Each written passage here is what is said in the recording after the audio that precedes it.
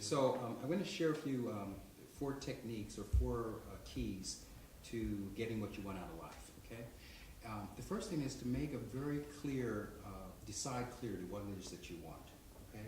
So you might start off by making a list of all the things that you want, because there's a whole bunch of them, and then prioritize that list. You might make it several times, and then get to the thing that you really, really want. It's usually something heartfelt, and there's some exercises you can do. You can, do a meditation, relax, get in touch with something that really turned you on, perhaps during your childhood.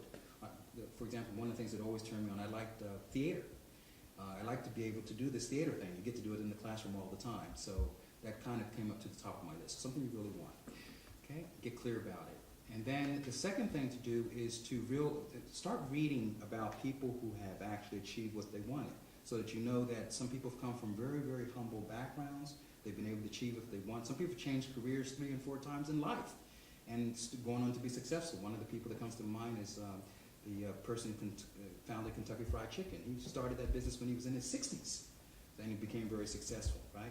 So the age is not a limitation. What you've accomplished so far is not a limitation. Know that you can achieve what you want, and if you go to the scripture, you'll find there's several scriptures that talk about having the power to create anything. I like the one that says, if you just say to a mountain, throw yourself into the sea and believe it will happen, you can make it happen. We've moved land masses in this country of that size. The Chinese built a river, the Three Gorges River. They moved the whole landscape and created a dam. I mean, anything's possible. The third step in this is to, after you believe it, is now to go out and start doing the things that are going to move you towards your goal. It could be very simple. Maybe the first thing is to talk to someone who knows something about the business that you want to get into, or the college that you want to attend. Instead of, say, for example, if your goal is to go to Harvard, well, how do people get to Harvard? There's a strategy for doing that. And what kind of schools do they go to, and what kind of tests do they take, and who do they know? And you start going down that road. Did you have a question? Look like you were about to ask a question. Okay. And so start doing the things that will move you in that direction. And then the last, and I always say the most important one, is to accept changes that are going to occur in your life as you pursue your goal.